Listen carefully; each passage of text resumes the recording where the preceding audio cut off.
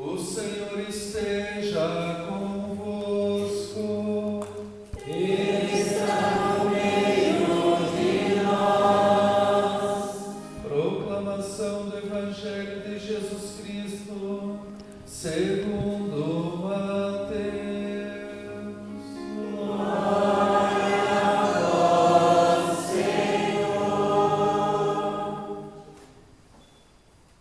Naquele tempo, Pedro aproximou-se de Jesus e perguntou: Senhor, quantas vezes devo perdoar se meu irmão pecar contra mim? Até 7 vezes? Jesus respondeu: Não te digo até 7 vezes, mas até 70 vezes 7. Porque o reino dos céus é como um rei que resolveu acertar as contas com seus empregados. Quando começou o acerto, trouxeram-lhe um que lhe devia uma enorme fortuna. Como o empregado não tivesse com que pagar, o patrão mandou que fosse vendido como escravo, junto com a mulher e os filhos e tudo o que possuía, para que pagasse a dívida. O empregado, porém, caiu aos pés do patrão e, prostrado, suplicava: Dá-me um prazo e eu te pagarei tudo.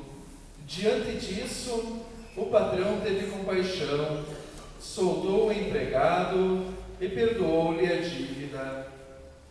Ao sair dali, aquele empregado encontrou um de seus companheiros que lhe devia apenas 100 moedas. Ele o agarrou e começou a sufocá-lo, dizendo: Paga o que me deves. O companheiro, caindo a seus pés, suplicava: Dá-me um prazo e eu te pagarei. Mas o empregado não quis saber disso. Saiu e mandou jogá-lo na prisão até que pagasse o que devia. Vendo o que havia acontecido, os outros empregados ficaram muito tristes, procuraram o patrão e lhe contaram tudo. Então o patrão mandou chamá-lo e lhe disse: Empregado perverso, eu te perdoei toda a tua dívida, porque tu me suplicaste. Não devias tu também ter compaixão do teu companheiro, como eu tive compaixão de ti? O patrão indignou-se e mandou entregar aquele empregado aos torturadores, até que pagasse toda a sua dívida. É assim que o meu Pai que está nos céus fará convosco, se cada um não perdoar de coração ao seu irmão. Ao terminar este discurso, Jesus deixou a Galiléia e veio para o território da Judéia, além do Jordão. Palavra da salvação. Glória a vós, Senhor.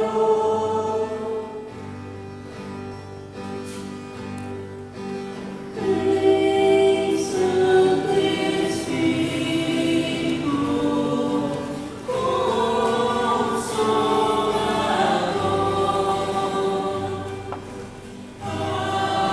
acende a chama do nosso amor. Vem, Santo Espírito, Consolador,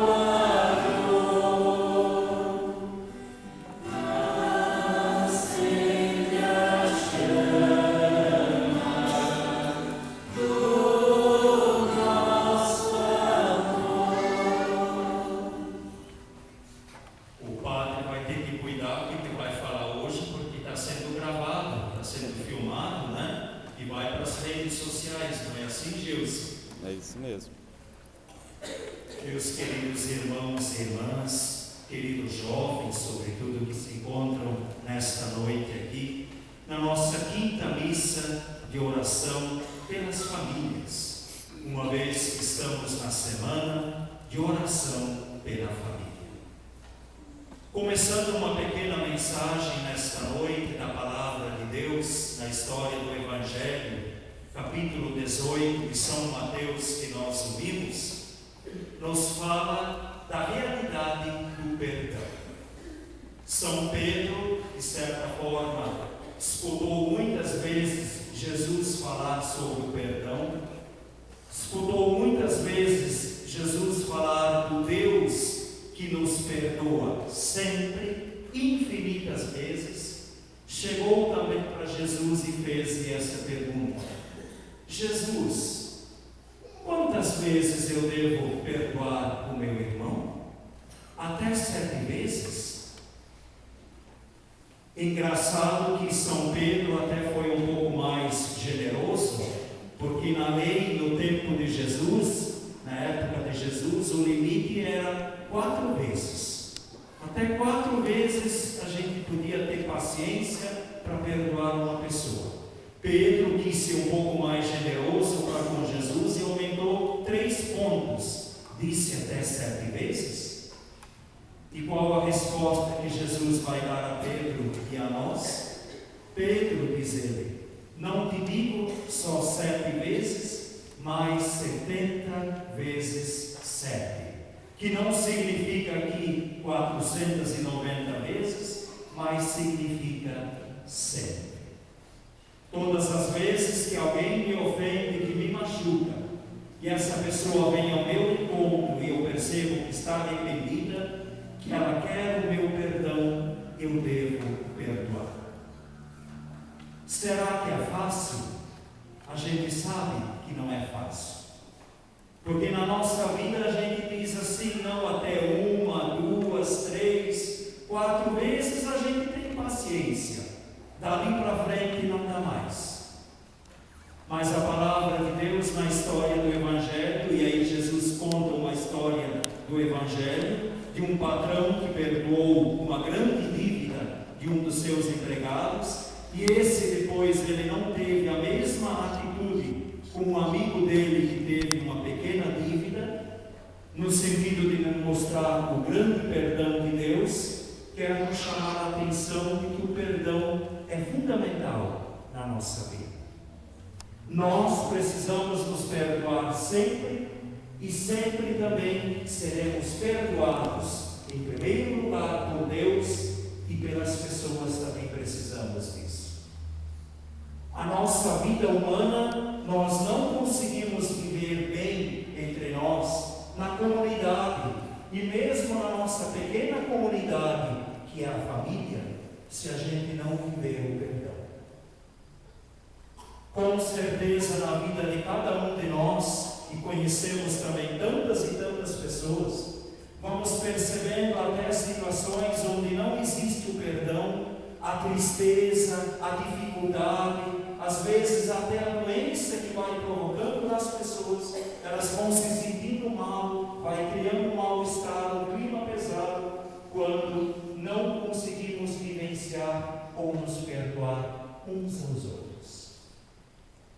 Quando Jesus, então, nesta noite, e eu diria que é bastante providencial na nossa celebração de hoje, a celebração da família, nos conta essa história sobre o perdão, dizendo que precisamos nos perdoar sempre uns aos outros, porque, em primeiro lugar, essa é a atitude de Deus para conosco. Ele nos perdoa sempre. Isso cabe muito bem para a nossa vida de família. Como é triste encontrar situações de família onde, às vezes, por pequenas atitudes, pequenos gestos, a gente vai arrastando coisas para frente, levando na nossa vida, às vezes não mais se conversando, não mais se encontrando em família, não mais nos querendo bem, porque não somos capazes de nos perdoar. A palavra de Deus no Evangelho de hoje é muito provocadora, muito desafiadora para cada um de nós, porque se Jesus nos convida na dinâmica do perdão, Ele nos fala isso porque Ele é fundamental para a nossa vida, para a nossa felicidade, para a nossa convivência, seja na família, na comunidade e na sociedade. A mensagem de Jesus então é clara. Se o irmão vem a mim, seja quantas e quantas vezes for, e ele estiver arrependido e pede o meu perdão, eu devo perdoar. É fácil? Não sabemos que é fácil. Vai exigir muita espiritualidade, muita oração e tudo mais, mas nós sabemos que é fundamental. Repito de novo, para a nossa felicidade, em primeiro lugar pessoal, para a felicidade da família, da comunidade onde estamos. E no fundo Jesus nos convida assim: se o meu irmão e a minha irmã não vêm a mim a pedir o perdão, talvez eu vá ao encontro dele. O importante é que eu perdoe, faça o passo, dê o passo inicial. Se ele não perdoar, o problema é dele. Mas pelo menos eu estarei em paz, tranquilo, serei mais feliz, mais livre, mais liberto, mais disponível para as pessoas, porque não estarei carregando na minha vida um peso, que é a incapacidade de perdoar. Deus nos perdoa sempre, por maiores que possam ser os nossos pecados e as falhas. Essa é a atitude que Ele convida de nós. E nós rezamos isso em cada oração do Pai Nosso.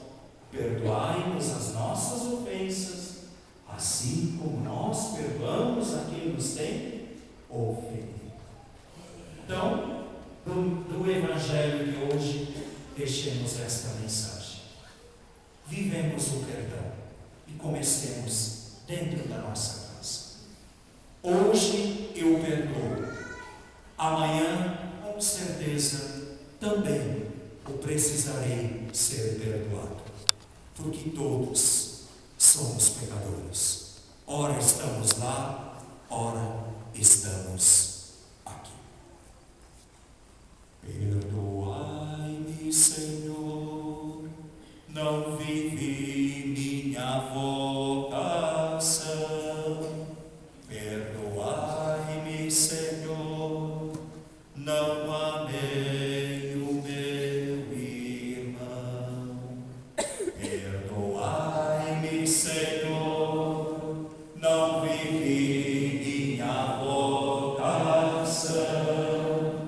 Perdoai-me, Senhor, não amei o meu irmão. Segundo ponto da minha mensagem desta noite é a partir também do tema da Semana da Família.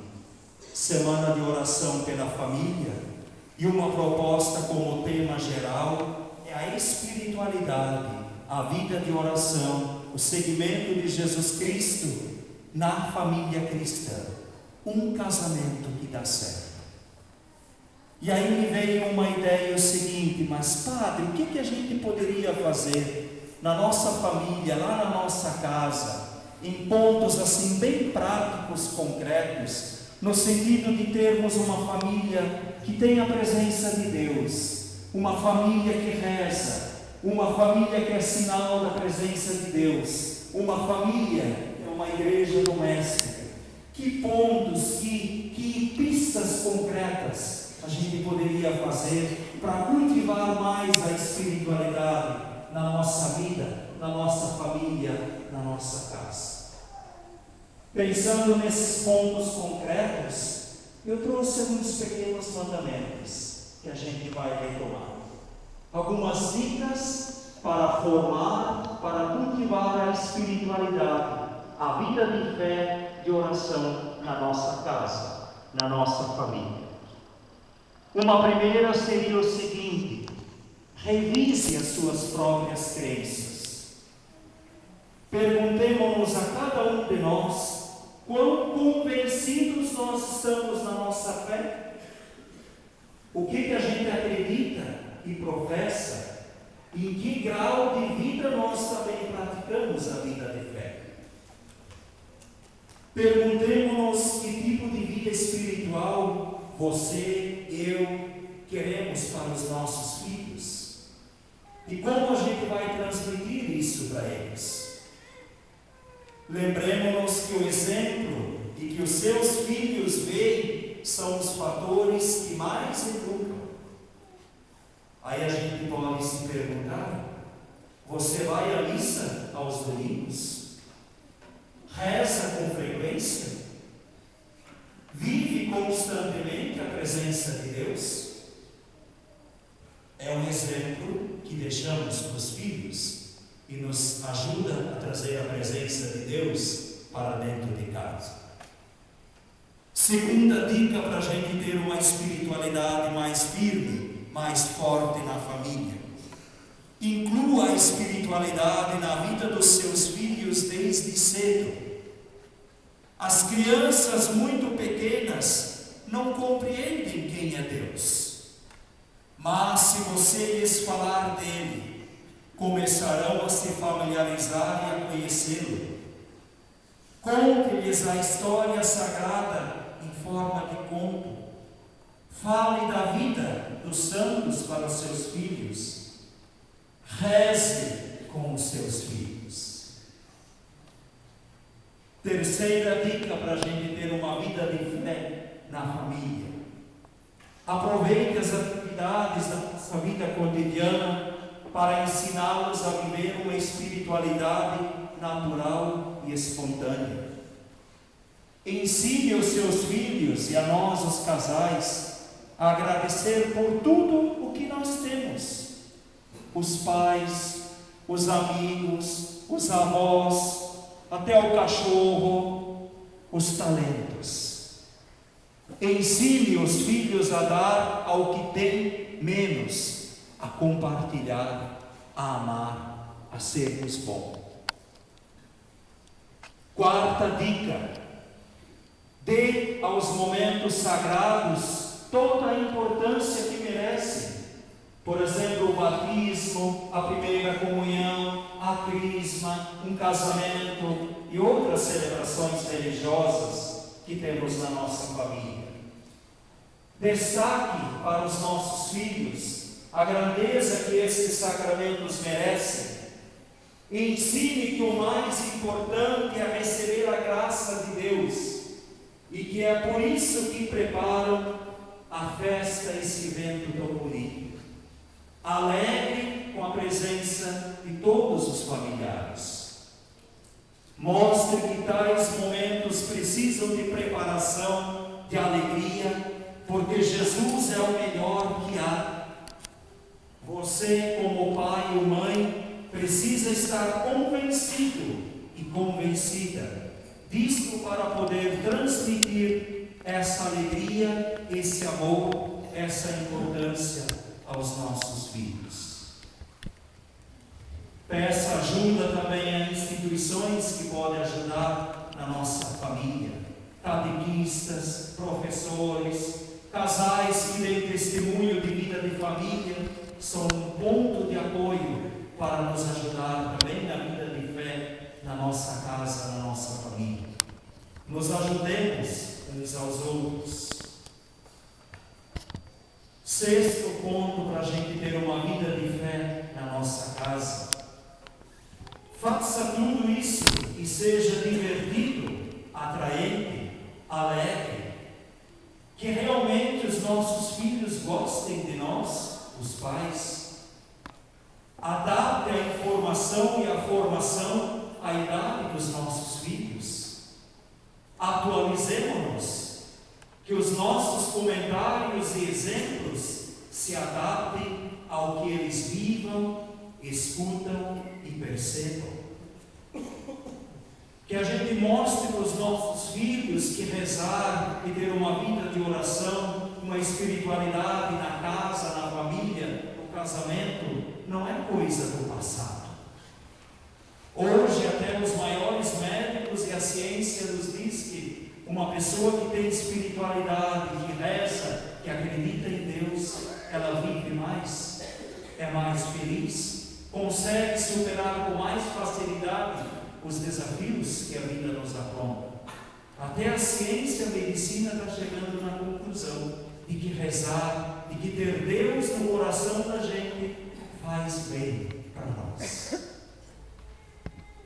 Sétima dica: ensine os nossos filhos uma forma simples de rezar. Que conversem com Deus como a gente conversa com um amigo.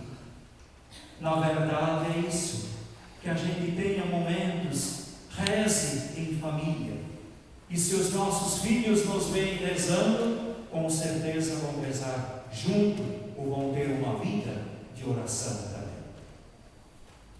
Oitavo ponto: confie um caráter espiritual a todas as festividades religiosas.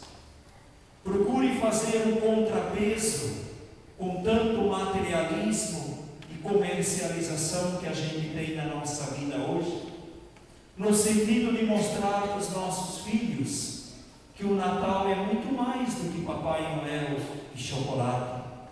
É a festa do nascimento de Jesus, que a festa da Páscoa é muito mais do que coelhinhos e ovos e companhia limitada. É a paixão, a morte e a ressurreição de Jesus. Então, junto com as festas que nós temos na nossa família, que é tão importante e necessária, que a gente coloque também um tempero religioso de fé nessas festas.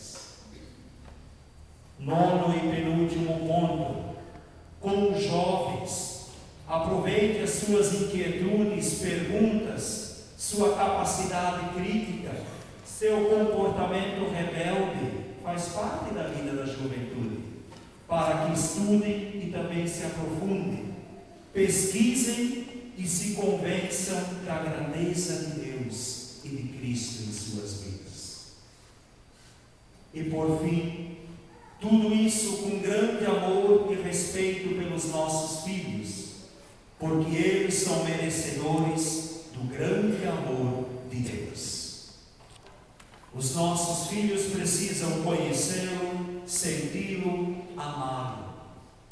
E como pais católicos que somos, este é o nosso dever e o nosso compromisso com Deus. Pequenos exemplos, pequenas atitudes que nos ajudam a ter mais fé, a colocar a presença de Deus dentro da nossa casa, da família. E se vivermos isso, com certeza os nossos filhos e a minha família fará a diferença. Que Deus nos ajude, então, nesta missão, e que a gente possa sair desta celebração colocando cada vez mais um voto na confiança e confiança na família de cada um de nós. Louvado seja o nosso Senhor Jesus Cristo, para sempre seja louvado. Como é bom ter a minha família, como é bom. Vale a pena vender tudo mais para poder comprar esse campo que esconde um tesouro que é puro dom. É meu ouro, meu céu, minha paz, minha vida, meu lar. E numa atitude de oração,